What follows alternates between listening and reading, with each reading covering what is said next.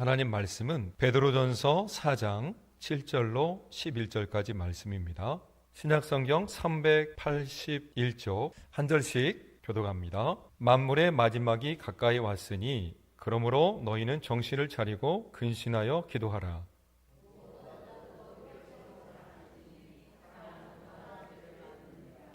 서로 대접하기를 원망 없이 하고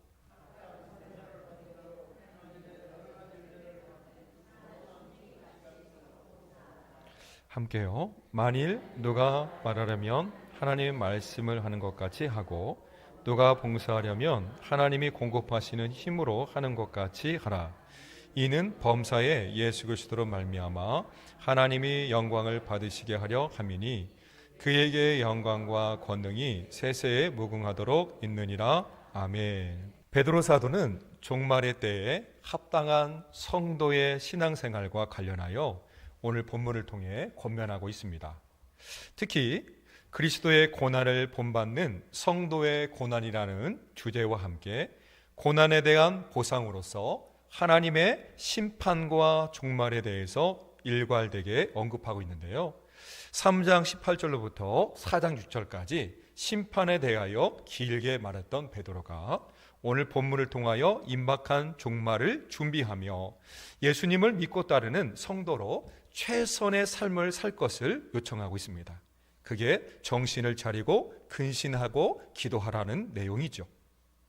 만물의 마지막이 가까웠기에 예수님의 재림을 깊이 생각하며 아울러 대접하고 각각 받은 은사를 통해 사랑의 실천을 하는 것이죠. 그러므로 더욱 열심을 내야 하는 것입니다. 어지러운 세상을 살아가면서 세상의 흐름에 휩쓸리는 것이 아니라 그럴수록 정신을 차리고 근신하여 경건한 삶으로 살아야 되는 것을 우리에게 교훈으로 하고 있죠. 우리는 계절의 변화를 느끼며 계절 속에 살아가고 있습니다. 계절의 흐름을 분별하고 시대의 흐름을 분별하며 살아간다는 이야기죠. 한 생명이 태어나면서 새로운 시작을 알리지만 그 또한 마침표를 찍어야 할 때가 있다는 것입니다. 한 개인의 인생의 종말이 있고 전 우주적인 종말이 있습니다.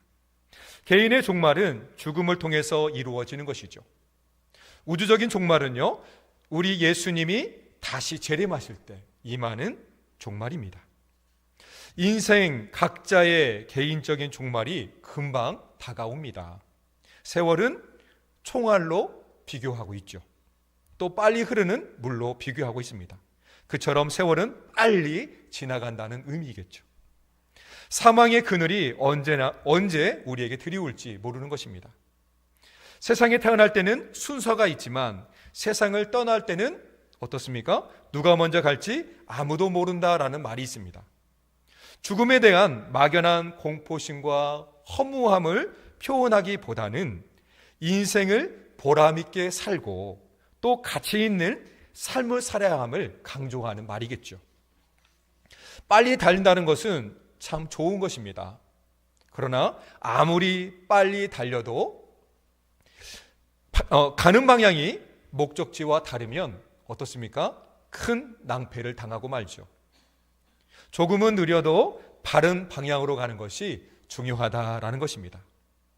시편 90편에 보면 표제가 있습니다. 하나님의 사람 모세의 기도라는 이렇게 적혀 있죠. 여기에서 모세는 이렇게 고백합니다. 시편 90편에 10절로 12절 말씀인데요. 같이 한번 읽어보겠습니다. 우리의 연수가 70이요 강건하면 80이라도 그 연수의 자랑은 수고와 슬픔뿐이요 신속히 가니 우리가 날아가나이다. 누가 주의 노여움의 능력을 알며 누가 주의 진노의 두려움을 알리까? 우리에게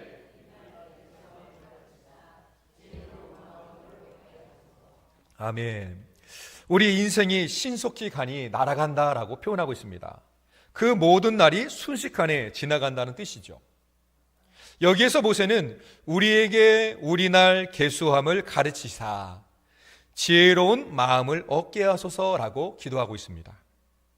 지혜로운 마음을 얻고 지혜로운 삶을 사는 일이 우리에게 필요하다는 것이죠. 순식간에 지나가 버리는 시간들을 어리석게 보내면 어떻습니까? 그 아쉬움은 너무나 크고 그 마지막은 험악하다는 것을 알 수 있습니다. 인생에서 남은 날을 계수하며 사는 일이 중요하죠. 무엇보다도 인생의 날들이 하나님의 손 안에 있음을 인정하는 삶입니다. 하나님이 주신 은혜의 시간을 후회함 없이 살아야 한다는 것이죠. 내일 일은 어떻습니까? 결코 내 것이 아니죠. 뿐만 아니라 자랑할 수도 없습니다. 이렇게 우리는 내일 일을 알 수 없는 존재입니다. 다윗은 하나님께 기도하며 고백합니다. 시편 39절에서 4절 7절 말씀인데요. 또 같이 한번 읽어보겠습니다. 여호와여, 나의 종말과 연한이 언제까지인지 알게 하사 내가 나의 연약함을 알게 하소서. 주께서 나의 날을 한 뼘 길이만큼 되게 하시며 나의 일생이 주 앞에는 없는 것 같사오니 사람은 그가 든든히 서 있을 때에 진실로 모두가 헛것뿐이다. 진실로 각 사람은 그림자같이 다 떨리로 소라하며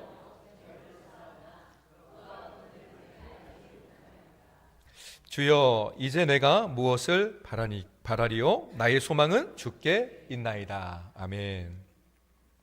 다윗은 멀고 먼 길 같지만 인생길은 짧다라고 이렇게 단언하고 있습니다.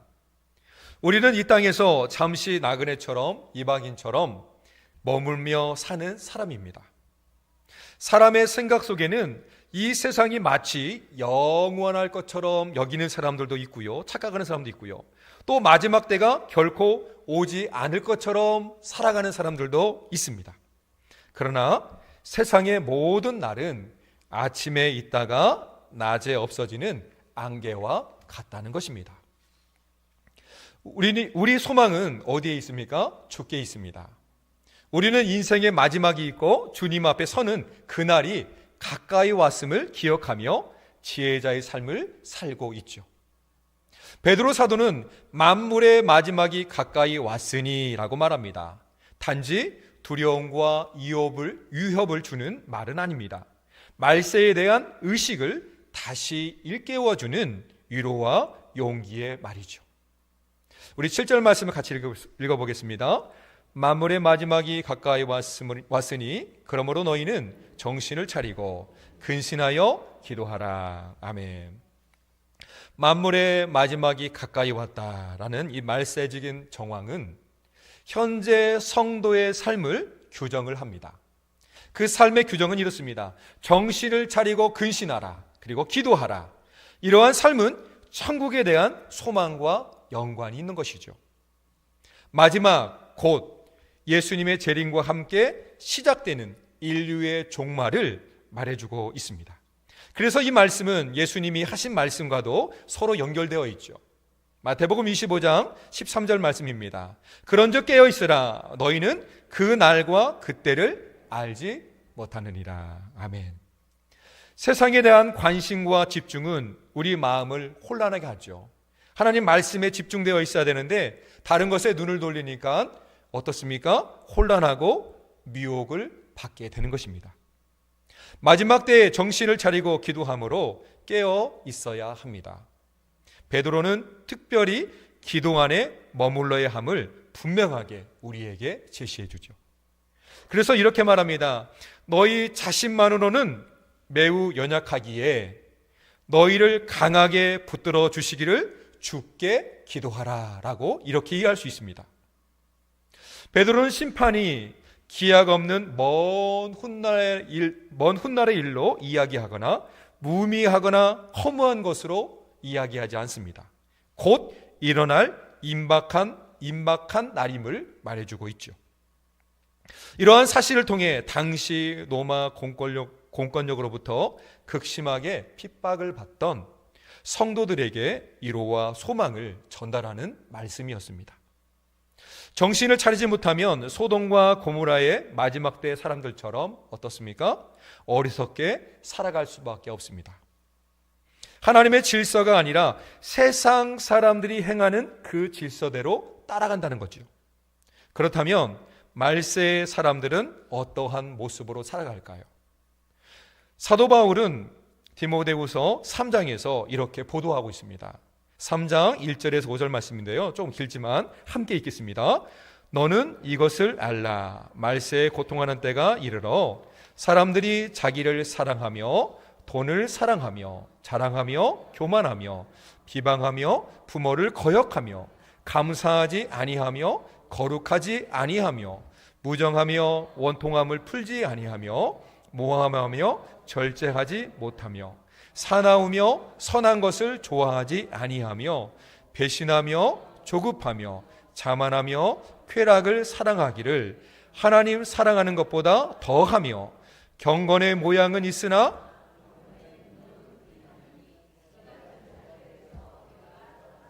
아멘.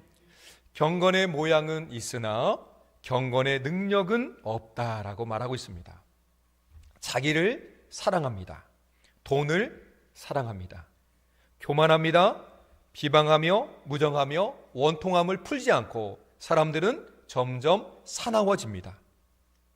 그러므로 우리는 넘어지지 않기 위해 정신을 차리고 말씀과 기도로 깨어 있어야만 하죠.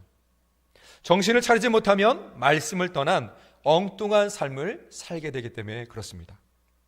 말세에 악하게 행동하는 사람들처럼 죄인들의 길을 걷고 말죠. 자신도 모르게 악인들의 꾀를 따라가게 되는 것입니다. 우리는 예수님을 따르는 제자들입니다.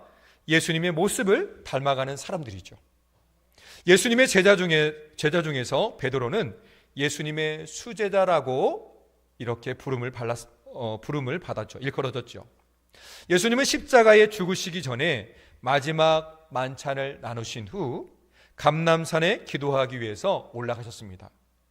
그때 제자들에게 이렇게 말씀을 하시죠. 오늘 밤에 너희들이 다 나를 버리리라 라고 말씀합니다. 그때 베드로가 당당하게 나서며 말합니다. 나는 결코 예수님을 버리지 않습니다. 정말 수제자 같은 대답이죠. 그런데 어떻습니까? 베드로는 어떠한 환경에서도 휩쓸리지 않겠다고 호언장담을 했지만 그는 곧 환경의 영향을 받았습니다.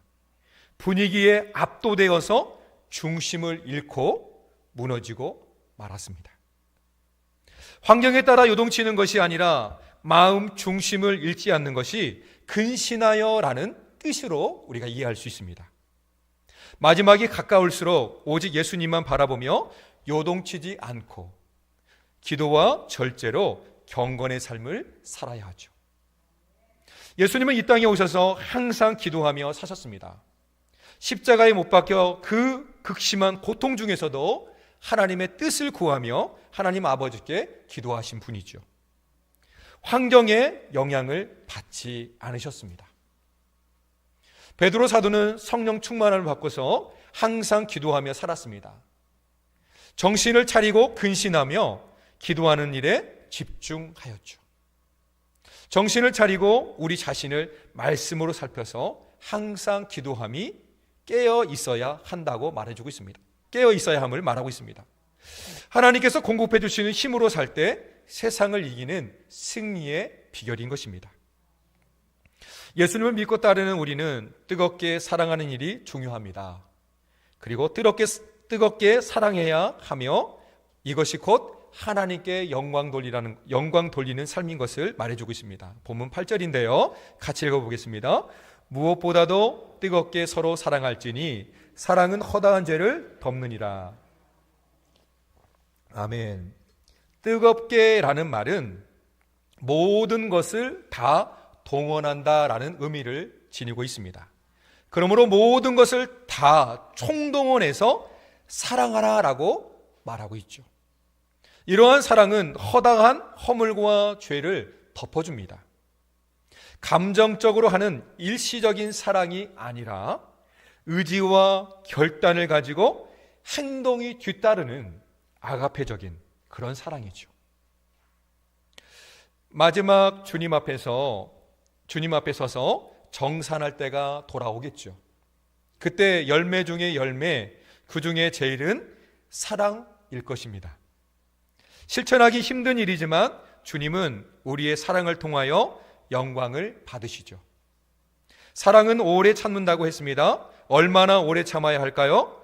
우리 예수님은 자기를 십자가에 못 박는 사람들까지도 사랑함으로 끝까지 참으셨습니다. 요한복음 13장에 보니까 이렇게 말씀해 주고 있습니다. 새 계명을 너희에게 주노니 서로 사랑하라. 내가 너희를 사랑한 것 같이 너희도 서로 사랑하라. 너희가 서로 사랑하면 이로써 모든 사람이 너희가 내 제자인 줄 알리라. 아멘. 우리가 마지막 때에 지혜롭게 사는 일은 기도하며 사랑하며 사는 일이죠. 나아가 서로 대접하며 사는 것도 지혜입니다. 그래서 본문 9절 말씀에 이렇게 기록하고 있습니다. 같이 읽어보겠습니다. 서로 대접하기를 원망 없이 하고. 8절에 이어 베드로는 재림을 기다리는 성도들에게 바람직한 생활이 어떠한지 설명해 주죠. 서로 대접하라라는 것입니다. 대접하기를 어떻게 하라? 원망 없이 하라라고 말하고 있습니다. 그래서 크게 대접을 해야지 작게 소접하면 원망을 듣습니다. 대접과 소접, 예, 그렇습니다. 대접 크게 해야 됩니다. 조그맣게 소접하게 하면 원망을 듣습니다. 그래서 대접하기를 이라는 원문의 의미를 살펴보니까 이렇다고 합니다. 사랑하는 이라는 의미와 나그네라는 의미가 합쳐진 합성어로서 문자적으로 보면 나그네에게 사랑을 베푸는 일이라고 표현하고 있죠. 그런데 여기서 베드로는 나그네를 대접한다라는 이 단순한 의미보다는 다른 의미를 이렇게 두고 있습니다. 무엇이냐면 초대교회 당시에는 일반인들을 위한 숙박시설은 거의 없었고요. 또 있다 하더라도 그 시설은 매우 보잘것없는 숙식이었다고 합니다. 시설이었다고 합니다. 그런데 그 당시 박해로 인해 성도들은 나그네처럼 이리저리 쫓겨 다닐 수밖에 없었습니다. 핍박으로 인해 경제 활동이 어려워 재정적으로 힘든 삶을 살았죠. 그러기에 숙박시설을 이용하기도 힘들었을 것입니다. 그리고 다른 한편으로는 후한 대접에는 많은 비용이 들기도 합니다. 누구라도 이런 상황이 여러 번 반복되면 사람들을, 나그네들을 이렇게 핍박받는 이 성도들을 대접할 때 어떻습니까? 비용이 따른다는 거예요. 뿐만 아니라 그 일들이 반복되면, 그 대접하는 기간들이 길어지면 원망이 생길 수 있었던 거죠. 그래서 베드로는 이러한 사실들을 감안하여서 성도들에게 원망 없이 후하게 대접하라고 권고하고 있는 것이죠. 주께서 죄인된 우리를 귀하게 대접해 주셨습니다. 넘치도록 사랑해 주셨죠. 지금도 그 사랑은 계속되고 있습니다. 예수님을 믿고 따르는 우리는 무엇을 하든지 그리스도 예수 안에서 범사에 감사함으로 행동으로 옮겨야 합니다. 예수님의 그 사랑으로 서로를 대접하며 원망 없이 대접하는 것이죠. 남을 대접하는 행동은요, 상대방을 높여주는 그런 행동입니다. 사랑의 한 형태인 것이죠. 우리 또 본문 10절로 11절 말씀을 또 같이 읽어보겠습니다. 각각 은사를 받은 대로 하나님의 여러 가지 은혜를 선한 청지기같이 서로 봉사하라. 만일 누가 봉사하려면 하나님이 공급하시는 힘으로 하는 것 같이 하라. 이는 범사에 예수 그리스도로 말미암아 하나님이 영광을 받으시게 하려 함이니 그에게 영광과 권능이 세세에 무궁하도록 있느니라. 아멘. 그리스도의 최고의 직분은 섬김이고 봉사라는 것을 말해주고 있습니다. 사실 교회의 모든 직책들은 섬김이고요, 봉사의 직분인 것을 말해주고 있습니다. 베드로는 각각 받은 은사가 하나님께로부터 받은 것임을 시사하고 있습니다. 말해주고 있습니다. 여기에서 은사, 즉 카리스마라는 이 은사는 하나님의 은혜의 기초에서 그 백성에게 주어진 영적인 선물임을 말해줍니다.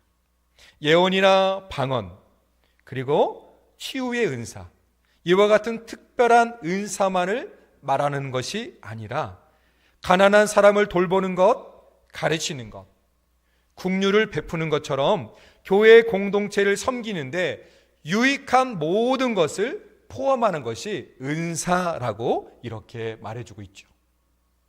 이 은사를 받은 청지기들은 특정한 사람 몇 명으로 정하지는 않습니다. 서로라는 표현을 통해 우리가 알 수 있는 것처럼 모든 성도를 나타내고 있습니다. 즉 서로의 유익을 위해서, 교회의 유익을 위해서 봉사하고 섬겨야 함을 권면해주고 있죠. 하나님께서 각각에게 은사를 맡기신 목적은 그리스도의 몸인 교회의 유익을 위해서 주신 것입니다. 예수님은 마가복음 10장 45절에서 이렇게 말씀하십니다. 인자가 온 것은 섬김을 받으려 함이 아니라 도리어 섬기려 하고 자기 목숨을 많은 사람의 대속물로 주려 함이다 라고 말씀해 줍니다. 각각의 은사를 통해 봉사를 하려면 하나님의 공급하시는 힘으로 할 것이고 뿐만 아니라 참된 섬김을 통하여 이 모든 것을 이루어야 함을 말해줍니다. 여기에서 공급이라는 말은 한 번 주고 마는, 그리고 끝내버리는 그런 것이 아닙니다. 지속적으로 그것도 충분하게 쓸 정도의 공급입니다. 그걸 표현하고 있죠. 하나님께서 봉사에 필요한 능력을 충분히 우리에게 주시기에 혹시라도 자신의 능력이 특출하여서 그 일을 감당하고 있다고 착각하지 않는 것이 심상에 좋은 것이죠. 예, 그렇습니다. 지금 우리에게 주어진 모든 것은 하나님께서 주신 은사입니다. 하나님의 선물이라는 것이죠.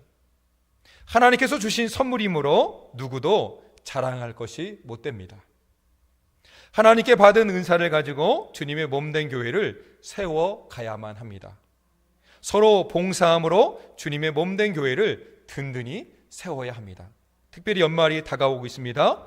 이제 내가 무엇을 해야 될지, 내가 교회에서 어떤 일을 해야 될지 고민하면서 기도하는 그런 시간들을 가져야만 할 것입니다. 말씀을 맺습니다. 훌쩍하는 사이 올해가 다가고 이제 2개월 남았습니다. 2달 남았습니다. 금세 우리의 삶도 안개처럼 사라지게 됩니다. 만물의 마지막이 가까이 왔다는 것이죠. 그러므로 우리는 정신 차리고 기도하며 깨어 있어야 합니다. 우리는 매일 구별되고 경건함으로 열심히 살아야만 합니다. 이뿐만 아니라 그날을 위해서도 열심히 살아야 합니다. 그날이란 무엇입니까? 예수님이 다시 오는 그 마지막 날입니다. 그러므로 우리는 그날을 준비하며 우리에게 주어진 복음 전도의 열정들을 불태워야 하겠죠. 정신을 차리고 근신하며 기도하면서 살아야만 합니다. 무엇보다도 뜨겁게 서로 사랑하며 살아야 합니다. 원망 없이 서로 대접하며 살아야 합니다. 하나님께서 우리에게 주신 은사를 확인하고 선한 청지기 같이 봉사해야 합니다. 주님의 몸된 교회를 세워나가야 하죠. 그러므로 우리는 어지러운 세상을 살면서 이러한 흐름에 휩쓸려 요동치는 삶이 아니라 그럴수록 더욱 침착하게 경건하고 깨어있고 근신하며 기도함으로 영적 분별력을 가져야 할 것입니다. 오직 하나님의 뜻을 따라 소망 넘치는 삶을 살고 다시 오실 예수님을 기대하며 평안의 삶이 우리 삶 가운데 충만하고 또 그 복음을 우리 이웃들에게 전하는 우리 모둠의 건속들이 다 되시기를 우리 예수님의 이름으로 축원합니다. 사랑의 아버지 하나님 감사합니다. 오늘도 저희들을 붙들어 주시고 피곤한 가운데 있지만 또 이렇게 함께 모여 하나님 말씀 가운데 있게 해주시니 감사합니다. 하나님 오늘도 드리는 예배를 받아주셔서 감사드리고 또 말씀 안에 흥왕함을 누리고 창담을 이룰 수 있도록 이번 한 주간도 성령님 인도하여 주옵소서. 삶 가운데 언제나 다시 오실 예수님을 기대하며 소망케 하여 주시옵시고, 또 거기에만 머물러 있는 것이 아니라 교회를 세우되 말씀으로 또 전도하며 또 날마다 구원의 기쁨이 우리 교회 가운데 충만할 수 있도록, 그 삶을 사모하며 기도할 수 있도록 우리를 붙들어 주옵소서.